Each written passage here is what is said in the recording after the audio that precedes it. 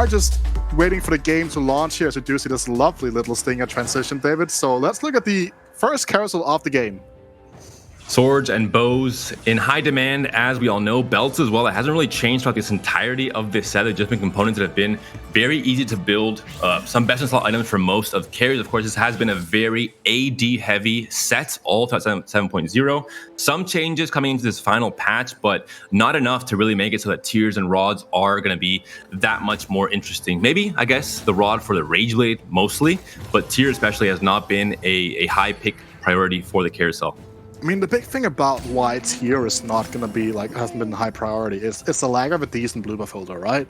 Because in the late game, cool, you can move blue buff over to a Yasuo, for example, fine, right? No one really cares about that. It's a good holder. Besides that, something like Kama, though, you are lacking, like, actual really good users here. Okay, Noerum, this is a start and a half. Gets an early Tristana drop from a box. And has a Heimerdinger in the shop. So, well, that is going to be a Nomsy stacking from 1-3. This is going to be the first kind of checkpoint you have to reach if you want to play trainers. You need to have the early Nomsy to stack this. You can't just transition into it in stage 3 or stage 4. So the first, kind of checkpoint has been reached. 10 gold thresholds has also been reached here. So Norm going to have a good econ start thanks to those early orbs, dropping him a few champions he could sell off. Tahm Kench has been found, so a good starting point for his front line. Alongside something like a Shen, always been a priority bruiser throughout most of stage 2 and 3's entire set. Yeah, and this is just a traditional opener, right? Like level 4 here probably will be achieved on stage 2-1. Put this in and you're just good to go for the rest of the stage. Not a board you're going to be expecting to lose with or win with all the way throughout because you don't have any upgrades, but it's not a board that is going to be causing you any trouble, I think is the best way of going about it. Gargoyle Stormplate could be built onto this Tahm Kench or onto the tank in general. The options here are going to be, again, phony frontline, something that players, as you mentioned, have prioritized a lot more at the end of the set. Early set, almost no one was picking this augment. It was not really deemed as important or as relevant as it has been in this tournament. No, I also think that a lot of the power level from it in the previous sets came from the fact that there was, the back-to-back, the Mage Crest once again for Deisik. It worked out last game. I mean, he got a pretty fantastic result. Gonna be Trade Sector instead. And I love Trade Sector, man. You get so much free value. Speaking of value, grow my tree, TFT Forest in the chat. Use that command and see how you can do something good for the world. So, like, how do you like to play Trade Sector, David? Because, like, there are multiple ways of playing it. Like, are you, like, a guy that goes for the 1 cost and the 2 cost rerolls? Or are you a guy that pushes aggressive levels with it? Well, 1 and 2 cost rerolls have not been too fantastic this set, Wida. Unfortunately, I am a reroll enjoyer, but once in Italy was gutted, and I will keep mentioning on the broadcast every single day of my existence casting TFT. It wasn't really as attractive, and I haven't really picked up Trade Sector as much in the last few patches, to be honest. I mean, I think that's a fair way of going, but I do think that Trade Sector, especially on free too, I touched on this yesterday, is just a cool augment to work with. Speaking of cool augments to work with, well, Darkest, they have gone for a Hustler, no longer called High Roller these days. But it wasn't called High Roller, it was called Hyper Roll last set. But now it Triple Trade Sector, Wida. I love this so much, man. I love this so much. Like, look at all the economy just going through on the left side of your screens, right? Like, you look at Triple Trade Sector, you're looking at Free to Company, you're looking at a Hustler, you're looking at Metabolic Accelerator, then you're looking at like 1 and 2 combat augments. Like, it is actually insane, right? So going back to the Hustler point, because I think it's a pretty relevant one to make, that it has changed a lot now, because you can actually make econ with it. You couldn't do that in previous sets. It was just not an option. You had to go down to 9 gold every round, but now you are able to build an extra econ while still generating that bonus gold. It means that you can actually spend significantly more gold in the middle stage of the game, which was the big hindrance before. It also makes it easy for you to start saving to go for those higher level breakpoints like the level 7s, etc. Very good start here for Deisik. Has Jade Online, has a Braum with a Sunfire Cape slammed already. Sunfire, I think, as you can probably agree, one of the strongest stage 2 item slams throughout, not just this patch, but pretty much the entirety of this set. A lot of just inherent lifesteal in many different traits, like Jade, for example, in many different units as well, especially early game units. And it's been very, very effective all throughout this set. Especially when Morello wasn't so great, it really was that much more important. There was a while where Morello was just the better option, though. Pretty long while, actually. It's like, oh, we're gonna give Morello 50 AP. Yes, and that was what was needed for people to build Morello, right? Like that was just kind of where it ended up at. So speaking of Astrals, David, and trade sector, it's and not Vlad, because Vlad is something we haven't seen much in day 1 and 2. It is not. This is going to be an angle I think that's going to be much more to your wheelhouse, right? Like, just playing for the early Astrals, is going to be trying to get that Nami free, one would assume, even just try to generate it for free gold. Walter's even winning right now, but also has slammed that JG, so is going to be prioritizing an AP route, it looks like. Deisik had great success last game with the mage comp, essentially with that Sona. It was a specific mage comp that had the use of that emblem and that jeweled lotus to really find that much more extra damage off of the Sona double cast. But what do you think Volta is now planning to go into coming into the late game with this JG already slammed? It's kind of hard because also it's going to come down to how he utilizes this this trade sector. He's going to be making econ here, which at least to me signals he's going to be trying to go for a more traditional level curve. We have seen people in the past trying to prioritize something like a freestyle Nami, but as we all know, Nami is not really the tier 1 fish she used to be. Like, she is still a decent support unit, but she doesn't really stabilize you. So it's worth noting that it's going to be a board that can be akin to a Shin board, could be an Aesop board, could even be a Shyvana board as well. There's no guarantee that it is going to be like a mage spot that we saw from Deisik in the last game. There are a few things missing that are going to be augment depending to figure out where it's going to go. Noerum picks up the spat. We'll see what he wants to lead into with this spat going to stage 3. Maybe just keeps it open until the 3-2 augment, because possibly you might get an Earth augment choice. You might be able to get a Tactician's Crown, essentially a prestige augment in that way with an extra component. So we'll see. He wants to keep it open. I think there's no reason to directly slam anything just yet with this board. Obviously with Cannoneers, not really that many great emblems to go for outside of maybe Mage Spat later into the game. I mean, Mage Spat and Guardian is actually also okay, depending on how the lobby shapes up. If it's going to be a very heavy Sin lobby, a very heavy Siphon lobby, you don't want to be on the Idas unless it's something like a Draven's Axe, for example, right? I think that's worth noting. But I do think that the Mage Spat is one that really helps you open up your composition. Because effectively, you're just playing the composition Deisik was playing in the previous game, but you're playing it with like Corki and like much more damage on the zone itself. So that's something we need to keep an eye out on for sure. Surprised there was no stone plate slam early on into this stage 2. Could have been a win streaker. I mean, it seemed like a pretty strong board. It could have been if that was slammed early on, but not the case. And Noerum has unfortunately had this pretty bad roller coaster of win-loss throughout stage 2, which is not ideal for econ, but still had a very good econ start, sitting at 30 gold already. I mean, he did make 10 gold. Yeah, very early on. But also worth noting here, when you look at the way this board has to be positioned to gain the value from the augments, that the Gargoyle Stoneplate was not really going to be able to get a lot of value in the early game due to the nature of the dummies. That is something that is kind of counteracting that. So you much rather have the option of, let's say, get dropped the belt and a sword on the next on the creep round, right? And Crux, well, that's Sunfire BT, instead of having nothing to play around. When you have a low item opener, you need to ensure that you have your options open so you are able to flex into something once you can utilize that economy to kind of make way for it afterwards. Yeah, very good point. Even a Mirage Spat could be a possibility with that Spat open right now for Noerum. But coming back to Volta, coming down back to this Mage board, coming back to Vlad doing a pretty good job of essentially almost solo tanking here with the Lowy helping out a tiny bit as well. And 2 Namis. Not a tier 1 fish, but apparently good enough for this stage 2 to try and heal up these tanks, especially this Vlad, and allow him to just do the 1v5 here, not dying. JG helping these heals be that much more effective. And Tristana Hamer, just not enough DPS at this early stage of the game. The Tristana Hamer. That was the way I heard that. It's like, it's a boxing move, you know? Tristana Hamer. Damn. The 1-2, but just there's no punches actually. It's just a soft tickle. Yeah, I mean, sort of like, it would be like an angle hit, right? Like, for both of us, because we're like both incredibly tall human beings. back to the game on the board. Targets is 100 streaking, David. Olaf is there again. Maybe keeping the option open for skill score, and it worked out in game 1. It wasn't a first, but it was still a top 4 and a good result for Darkest. A player that has, I think, surprised us all throughout this tournament. They've been popping off on day 1 and on day 2 among the top players in each of those days, and hoping to be among the top players for today as well. Maybe first, but even just second and third gives you a spot in the regional finals later in set 7.5, which is where every single player in EMEA wants to be. This is how you want to further your career in TFT esports. You want to be at every single tournament possible. For sure. The more tournaments you're playing, the more likely you are to make it to these things, right? You're going to be able to mix it with the best. You're going to get better practice.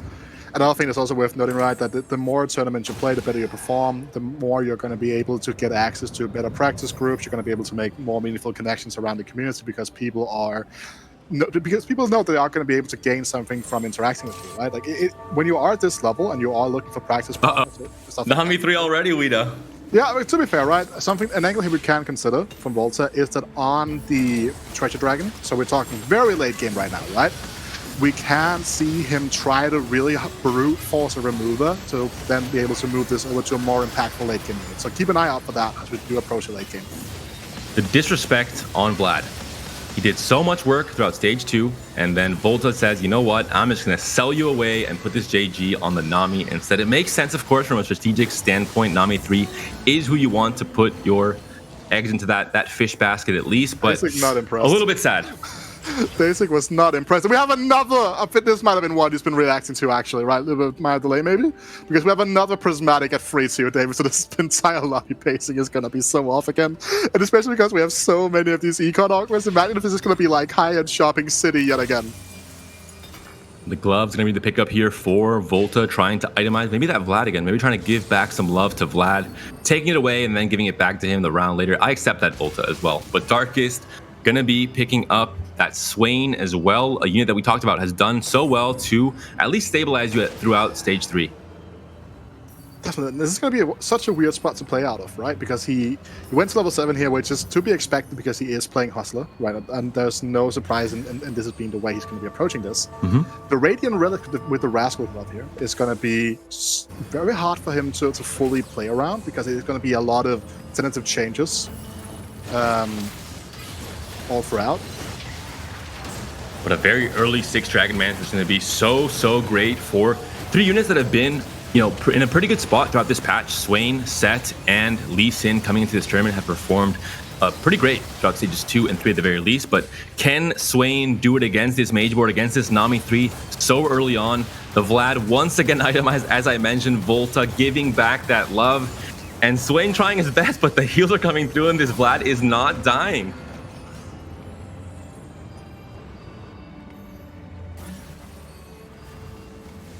Volta again win streaking throughout this game too. So both games Volta has been on top of things. We got players that had a preference for lose streaking. Volta seems to have the opposite preference, but not a preference you can kind of go for every single game. You have to have things going to your favor in terms of units, in terms of augments, and in terms of knowing also how to pilot your early game. There are players that are better at early games, better at late games. Different players have different strengths, and Volta seems to be incredibly good at being very strong in stage 2. Sure. I mean, the next big step for Volta here specifically is going to be upgrading that Silas, because Silas 2 is the main carrying factor to really stabilize these boards, because when you have a Nami free, the heals are going to be off the wall, and the longer you can keep Silas up, the more damage is going to be accumulated from something like a Rise even without the items on it. This is something that we need to keep in mind here as well.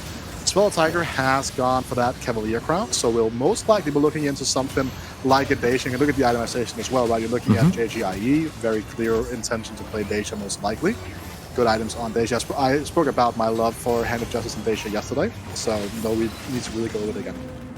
And Mage seems to be in a very good spot right now. Deisik got second last game. Volta win streaking throughout stages 2 and 3. Pretty good spot for gold as well for Volta. And I imagine once he finds that Siphon, once he can move that Thieves Gloves off of Vlad onto Siphon, he's going to have a very strong stage 3 and 4. If he's able to find the Siphon early, though. That's going to be the big, I think, make or break factor for him being able to continue this win streak. Corki on the carousel, but no one seems to be favoring Corki. And overall, I was actually quite surprised. Cannoneers has been, here or there, mostly with Siphon as the main carry, though. Not so much Corki. Corki has fallen off quite a bit coming into this patch. Yeah, like I played some Corki, quite a lot of it on this patch myself, and I've actually been struggling to really find success with it. It's quite hard to fully pull it off, and you don't have some of those more external factors really affecting it. Noerum here picking up the wise spending. He didn't have an economy augment in the gold stage, right? So being able to pick this up here doesn't have that combination of like trade sector plus wise spending, which is a pretty interesting one to play for. But has the mage cap though. We were talking about the early cap before. He has the mage. Nvidia right now probably will be transitioned into a mage Sona, right? We talked about how this could spike earlier on. Especially with this current setup that seems to be like that mage cannoneer combination that we've seen many times throughout this set already. But Anivia is going to be a good placeholder, can pop off in stage 3, has a lot of that extra damage with 2 casts, Morello as well, to stop some of that healing from the opponent's comps. And SwellerTiger still not at the strongest place he wants to be just yet. He's rolled down a lot of his gold. He is level 7, but he has not been able to transition off of this Karma and into something like a Deja. So maybe a few unfortunate rolls for him. Wasn't able to find his carry dragon just yet. Something that's worth noting here, so general level principle that I get from a lot of players that I've spoken to is that very often if you can level to 7 and you stay at 30 gold, you tend to just go down. But because again, you just make the gold back through natural shops. But it's worth noting that you get 3 extra natural shops. We have a Skarambez here just hitting a 2-star siphon. We don't talk about this. It's fine. He needed to stabilize, and he found a way to do so. Yeah, it's just a clear problem-solving kind of man. And Siphon 2 is definitely something that's going to solve a lot of your problems throughout stages 3 and 4, especially with this itemization: damage, sustain, and armor. The trifecta of tankiness for this Siphon to once again maybe have that challenger AI we saw from Sappho Siphon yesterday. Yeah, it's an important thing to note here, right? Again, but going back to the point, because we have a lot of trade sectors here, you gain a lot, like you almost make the gold back you're losing in econ just by getting those extra natural shops from the trade sector, which is why you're going to be seeing a lot of people go level 7, 3, 5 if they do have trade sectors, because they are going to, you know, help them spike and get better usage out of their augments. And Heimer's a great unit, but I don't think he will be winning this 1v4, especially not when Siphon is dashing towards him and killing him off in one very cruel and very vicious bite. Prismatic uplink for Chusa, though. That is going to be something that's going to be spicy to follow, because that's a very interesting thing in terms of the fact that it means that on all your AP carries, you don't really have to concern yourself about getting any mana scaling onto them. So I love this tournament, Uda, how we saw in game 1 of pretty much every single day, someone does well with the comp, and then everyone's like, all right, let's play this comp. Mages for Chuso as well, at least for this point in the game. A lot of different variations with Mages and Zoe going into stage 4 and 5, but it's interesting how we saw Deisik do a pretty good job of running 5 Mages in the last game, and now we have 3 different players opting for this mid-game board at the very least. I mean, it also comes down to which way you're opening up the game, right? Like, that's something you need to look out for as well. And mages they are, because there are so many of them at the lower costs, right? When you have a game where people are rolling a lot earlier on, it is going to be quite easy for you to hit those spikes you're looking for. So upgrades here are coming through left, right, and center here. Chusa going all the way down here. Does have a Sona pair and a Deja in the shop. The problem here is the fact that the rest of the setup is not exactly screaming Deja, right? You don't have a lot of upgraded Mirage units, meaning that you would have to sacrifice so much power to make this transition. Noerum is a 2-star Siphon, though. And the board doesn't look super strong, but I think Cybernetic Uplink Prismatic is what is really carrying this board. The synergy with Mages, as with Stand United and Cannoneers, it's just they work so well together. One item on Nami, one item on Rise. Rise will be able to scale with his Archangels and his own ult as well. So now I'm not too surprised now that I see that augment that the Chuso is sitting at a very comfortable 64 HP and able to win these fights quite convincingly, even now in stage 4, where he was just now getting a Nami 2 upgrade. So I mean, he seems to be behind on the board, but very much ahead with the items and the augments. I believe you are muted, Wida. We were able to do it at the start of the game, but somewhere in the middle. I was just about to talk about his combat augments. He just goes dual load is Wida. Oh no! I mean, this is just a close to perfect setup here as well, right? Like he has Cybernetic Shell, Cybernetic Uplink as well to work from. These are fantastic augments. Well, like you get the Segnus and the Silas, it means that Silas is also going to be able to get those shields up much more effectively. Continuous castings from the Rise. Just a lot of things we need to look out for here. Dark is going a lot of level 8s here on 4-2, actually. Kind of not traditional to a certain extent, but a lot of gold has been held around the lobby in general. If you were to ask a mage player, pick your 3 augments to go into stage 4, it might be pretty close to what we're seeing here from Chuso. So a very fortunate set of augments for him. Can really cap out this mage comp much higher than it can usually go to. No mage spat, no double casting Sona, but still going to be a very, very strong board from Chuso and from Volta, who is now on an 11 win streak. He's trying to one-up himself from that game 1. And we talked about it so many times, just with the HP buffer, even if you're not able to get that super capped out late game board, you've already almost secured yourself a top 4. You have. I think that is something that's worth noting here as well. Also, brubbba now has gone and hit himself a Varus free here. So at 28 HP, it is not exactly a fantastic spot to be in to play from. well, make that 12, but he has at least found himself a way to spike for now. Meanwhile, Volt, you're talking about this mage board is just living its best life as of right now. Chuzo's board seems to be no match, but the additional power level coming through actually is going to break Volt's streak. And a mage spat as well has been found, so trying to emulate that mage spat that Deisik was able to use so well to get second in the last game. We're seeing here the Nami 3 that was picked up so early on has carried Volta all the way to an 11 win streak, but now has finally lost this fight there. Sona 2 for Noerum, Deja 2 for SwellerTiger. We talked about SwellerTiger not finding that Deja for a long time, now has found it and has also been able to upgrade it in early stage 4. Oh, this is a bit of a rough spot for brubbba, actually, to a certain extent, right? Like, yes, Electro Charge is fantastic. It's going to, at least when you have this sustainable frontliners in the silos as well as the Alawi, going to buy a lot of time. But he is lacking that Rage Blade to give himself that final bit of attack speed skill. He's going to potentially the strongest board in the lobby right now, coming through from Chuzo with triple combat augment. So this is going to be the first real litmus test now of this fully upgraded board here. And you might think it's fine, you have time to make it to Treasure Dragon, but you actually don't, because Brubba's at 14 HP. He might not even make it that far, depending on how these next few fights go. As you mentioned, it would be a huge power spike to get that third item onto Varus. Not just any third item, but the best in slot third item, Rage Blade. That is going to be the highest priority right now here. If there's going to be no usable option here, like no rot, no nothing, you're probably going to be looking in for a tank item option. Oh, there's one on Anivia. It's a little bit far away, but he should be able to make it. I mean, he has metabolic.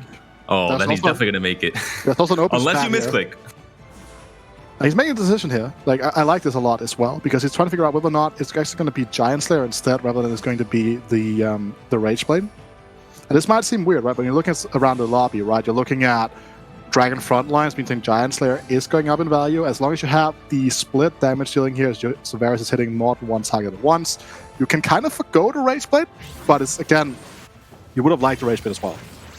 And Darkest, second from the bottom in terms of HP, has 4 components open, has to start slamming, has to start finding some immediate board strength, but has also picked up one of the best augments in the game, can play multiple dragons, has a Shio with a whole lot of radiant items as well, and the Siphon. The transition here is going to be tricky, though. We talked about it. It's a very strong augment, Dragon Alliance and Dragon Horde, but you have to be able to stabilize, and you have to have the gold to do so as well, which is not quite the case for Darkest, despite being level 8. No, the board here is not necessarily fantastic. You're sitting on 2 important pairs. You're sitting on 4 important pairs, actually, right? So you can't even, like, sell to roll here, because if you do that, then you're just potentially hindering yourself. At least they should be able to make their way to the dragon, even if they lose 2 fights, even though it's going to be very tentative. Not necessarily ideal, but we're kind of starting to see the weaknesses of Volta's board here. The Nami, while it is going to be a decent option for now, it is not necessarily going to be enough to take down these 1-star dragons alone, right? The surrounding cast here of the Vladimir, etc., is going to be that, but again, not necessarily a dominating win here, so it needs to start hitting those things, start to invest that gold coming in very shortly. Has an open spot on the bench, meaning the mage cap could be on its way, though. There's the first of the upgrades that Darkest was looking for. Pretty good odds at hitting at least one of the 4 now that he is level 8 with these natural shops. Shio 2 has been found. Probably the best upgrade to find in this case, considering he has invested this prismatic augment essentially onto one single unit, one single dragon. So a great pickup for Darkest. Great pickup from Darkest indeed. Going back to Brewer's board here. Okay, he just took it to Zoe because it's a Zoe. So you wanted to get the free, because he's playing the free mage variant.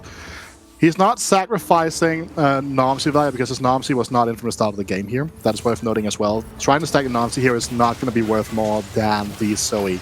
So that's, again, it's not ideal. I think that's safe to say, but it's not going to be any better but if you just start trying to stack a Nomsy when you are this low on HP. This fight is so big, he's going to be the player that probably spikes the highest with the Treasure Dragon with those 2 more item completions on Varus and the Zoe. And it will be a win, thankfully, for Brubba. So it takes a risk, but maybe a calculated risk in terms of knowing he is still strong enough to win out against the players he had in his pool. Able to make it to the Treasure Dragon and able to finalize these items on those 2 most important units outside of the tanks, the Zoe and the Varus. We've seen Varus do well in day 1. We didn't see it as much in day 2, but definitely a comp that can also perform and top 4 in these lobbies. This is not ideal. You're looking for that open rod, but you have to make every single decision be a conscious one as well here. Just going to take this option here. RFC instead, it looks like. Has a Reforger as well, so could Reforge his bow. We don't like Reforgers in this stream. We saw how terribly it worked out for that even like one a static player. shove here is fine. Like, well, yeah. RFC it is then. RFC It is attack speed. You have to look at it, silver lining. It's not, a tank item, let's say. It's not absolutely terrible. It's not best in slot, but it's not too bad either. Noerum's setup here is fantastic, though. Like, it's so insane. Like, wire spending just allowed him to hit these spikes so much more consistently, because wire spending allows you to kind of just do your thing for a while. I also want to highlight here, he has gone for Big Friend, so his board is going to be like more tanky than you expect when you look at this board, right? There's no tank item really on the Silas, but it is going to be getting that damage decrease from, like the damage reduction, or so should I say, coming through from being next to the both the Siphon and the Domus at this point in time, at least. So, because but also he has a Tactician's Crown with a Soraka, and just so, as an extra bit of pizzazz, right? So he is going to be in a fantastic position. Same cannot really be said for Darkest, though. They are looking towards the Darkest days right now. Battle of the lower HP players, Darkest versus brubbba in the start of this stage 5. Which of these players can win? If it's not going to be Darkest, that means he's probably going to be eliminated at this point. They have only 6 HP, which means in stage 5, a 2-unit loss, that's going to be the end of your journey. And a pretty surprising bad result for Darkest, considering they've been dominating this entire tournament. Is it going to be enough? The stun from the Varus might stop the Shio-Yu from doing what it has to do. And Darkest eliminated in 8th place. Again, a surprising result. This is one of the players that has been the most consistent throughout day 1 and 2. Had a fairly good result in game 1, but not so much this game 2. And also worth noting, Counterfeit reached out to Dargest earlier on today just to get a bit of a vibe check, and Dargest actually felt quite okay. They felt like they were more confident today than they were the other days going in, which is kind of wild to a certain extent, right? But at least that showcases a player that trusts in their own ability to really go out and generate the results here now. We can see Deisik now hits that Shio-Yu too, but the lobby HP in general is so tight right now. If you disregard Voltariux, disregard Noerum, 17 through 25 is the life totals. It is going to be a wild late game right now. Zone 2 with Mage Spat. Once again, the Siphon might ult towards the Varus here. It looks like it's going to be the case. The Chomp comes through and Varus gets deleted. brubbba cannot believe his luck. And with such a lopsided loss here, it might just be the end for brubbba. So unfortunate. Metabolic Accelerator was trying to put him back into a healthier HP total, but it looks like it wasn't enough because some Siphons, Guido, just have that challenger AI built in from the very start of the game. Yeah, I don't think that brubbba was expecting to win this fight, right? But he was not expecting to die. Especially with Metabolic. He seemed to be into a safe zone now. He went up to 17 HP, but still it wasn't enough. You gotta see that, because like an extra life here could probably have meant like a 5th, which would have been a fantastic result considering the spot he was playing from. Ooh, what a shot. Yasuo 2 has been found. Give up power on the board here, does do that though. We can then re-equip or replace the Hecarim on the board here. Has an open rod on the bench though, but like, look at this Sona angle again. Like this positioning here, it is so good for Noerum. And doubling down on that because it's a Mage Spat as well, so it's 2 casts every time. Most of the HP gets deleted right away. The Deja is in trouble as well with this diagonal, but will it be enough? I think it's not going to be, with Shio-Yu getting taken down quite quickly as well, and Deja all by herself can almost do it, but the cast and the CC especially. Oh, I spoke too soon. Deja with JG. I think we'll win this fight against a dummy. Guido, do you agree? I mean, yeah, it's a pretty easy fight, right? Like, it's worth noting here, Deisik though is going to take a 6th. That is like his first, but for all weekend almost. It's wild, like how consistent he's been all throughout the entirety of the weekend, right? So, quick thing to note there as well. Now, Sweller surviving on 3 HP yet again here. I think also worth noting here, if Noerum really wanted to punish Sweller, he would have tried to invest the gold into making a stronger board. Not currently the case here. And this carousel is one of those really awkward ones where you're not really sure what you can actually utilize, right? Because you're looking at a triple emblem shop and you're not looking towards the Mirage angle, for example. So it was a great pickup from Skarambez. He actually picked up the Mystic Emblem. This is a very AP heavy lobby. We've seen so many mages. We saw Deja as well. So a great pickup and a great, you have to be paying attention to what these items mean in the context of this lobby and of the rest of the boards that you might be facing throughout the stage 5. So we'll see if that will be enough. Skarambez is in the danger zone, 9 HP for him. SwellerTiger as well at 3 HP. 1 loss at this point at stage 5, and that might be it. This board, these upgrades from Sweller are pretty significant, right? Hecarim 2 coming through here as well means it's going to be that much more tanky. Redemption as well should help get a Hecarim cast, or just going to be getting a quicker Lulu cast in the backline, ensuring that the Deisik just never really going to be taking any damage here. This Mage Stone angle, not as good as the one in the past, but this Siphon angle, however, though, is going to be a little bit better. Gonna get the cast off here with a second sonar. That's gonna be bang, goodbye, and good night here, however. There is still... Yasuo is quite strong, but I don't think quite strong enough. Shyvana is very much distracted. This is not the Shyvana we have seen in days 1 and 2. She's attacking the dummy instead, but turns around. The 180 quickscope is not... Well, it is gonna be enough. Takes down the Siphon. And the Skarambez taken down to exactly 0 HP. What an unfortunate fight for him. Yeah, and this is kind of like, a lot of time people talk about Mirage, like when it's Pirates not really applying and giving you any like combat power. No, it doesn't really help you in the fights, right? But it has allowed Sveller to get this final bit of gold, needed to get this board over the line, which is going to be an interesting thing to note, right? Because we're looking at this board a couple of turns ago, and he just had the Yasuo 2 combined in the shop. I was looking at like a Hecarim 1, had no Hecarim pair, stuff like that. If he can stabilize himself and move further past the Chusos here of the world, currently on a win streak, that's going to be the next big question to look out for here. Volta still rocking that Nami free. And still leading the lobby, has lost obviously a lot of HP in the last 2 stages, but we talked about it, had enough of an HP buffer to guarantee a top 4 and even guarantee maybe a top 3 or top 2, or maybe directly a win with 46 HP still, getting those extra heals from Soraka as well. And Shyvana and Deja, I think, will be able to do enough here. So Volta clearly hasn't been able to cap out his board as highly as other players, but possibly still has a chance to do so with his HP. He has so much gold, right? He's waiting for that level 9, trying to roll down at that point in time. I think that is going to be the name of the game for him right now. I think that is something that you need to be looking out for going forward here. We see Noerum now. He's going to be rolling on neutrals a little bit as well here.